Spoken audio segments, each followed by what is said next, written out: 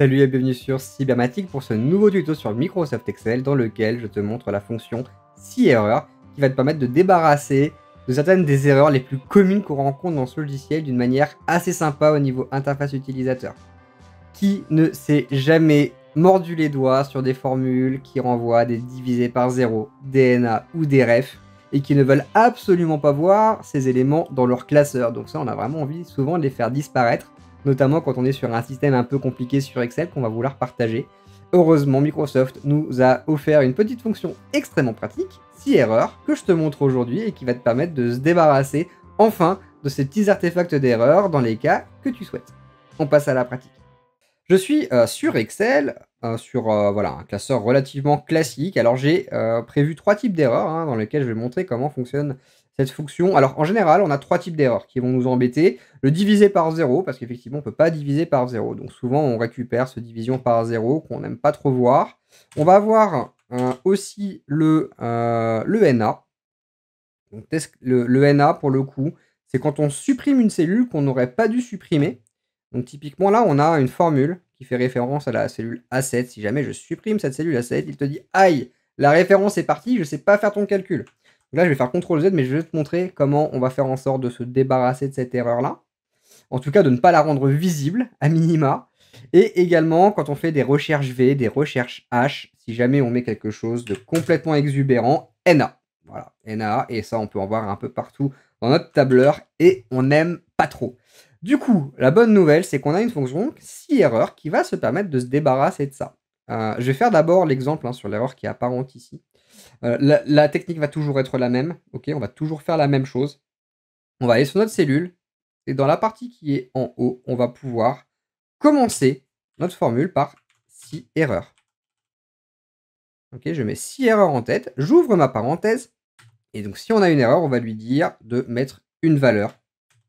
Par exemple, OK. OK, alors on va mettre juste quelque chose de plus. J'ai oublié les guillemets. Tac. Et on voit que notre NA, notre valeureux division par 0, pardon, a été remplacé par mon OK. Ou alors on pourrait mettre calcul impossible, qui dans le cas présent est assez pertinent.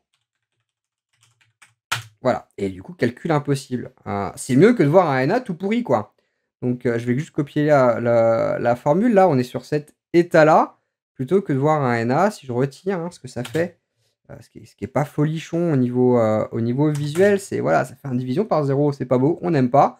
On met un petit 6 erreurs devant, on met un texte qui nous va bien, et ça devient enfin un peu sympa. Si je veux rien, je peux ne rien mettre entre guillemets.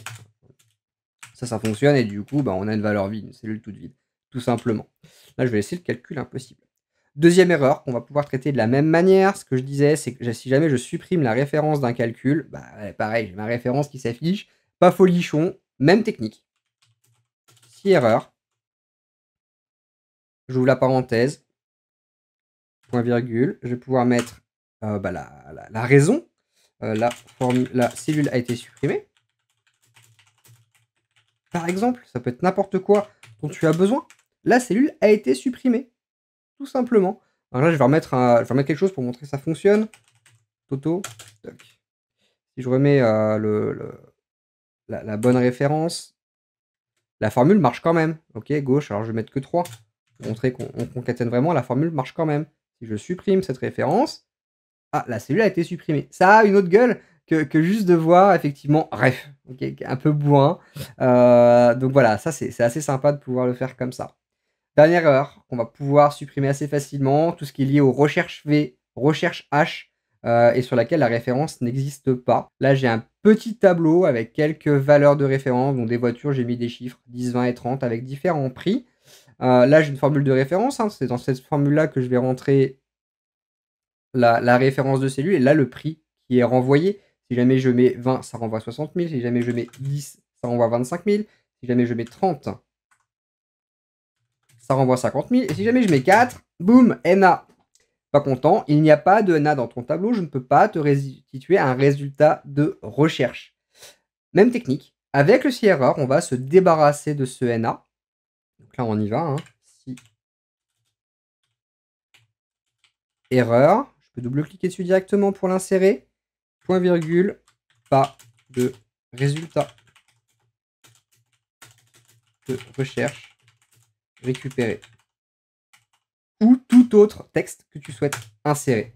Et voilà, et du coup, plutôt que d'avoir le NA qui est tout moche, alors d'ailleurs j'ai fait une petite faute d'orthographe, résultat, j'espère que c'est la seule, si tu remets un 10 hein, qui est compris dans la table, il n'y a pas de problème, ça fonctionne. Si tu rajoutes une ligne, que tu remets un 100 000, ok, que là tu mets ton 40, ta formule fonctionne. Par contre, le jour où tu mets 3, pas de résultat de recherche récupéré. Beaucoup plus fun, beaucoup plus sympa, beaucoup plus visuel pour les utilisateurs que d'avoir les habituels messages d'erreur que je t'ai montré aujourd'hui. Voilà pour ce tuto sur Microsoft Excel, sur lequel je te montre la fonction SciError qui va te permettre de te débarrasser des principales erreurs qu'on rencontre, le division par 0, le ref et le NA.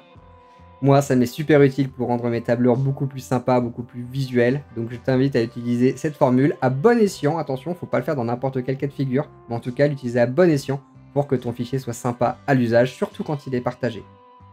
Lâche un petit pouce et abonne-toi à la chaîne, ça c'est ma récompense, la récompense du créateur. On continue de sortir des tutos au rythme de 1 par semaine sur les outils Microsoft, Copilot, Power Platform, tout ça on le traite. Donc n'hésite pas à t'abonner pour voir quand les vidéos sortent. Allez, amuse-toi bien avec Excel, ne montre plus jamais de messages d'erreur à tes utilisateurs avec l'astuce que tu as vue aujourd'hui. Et nous, on se dit à très bientôt pour un prochain tuto. Ciao.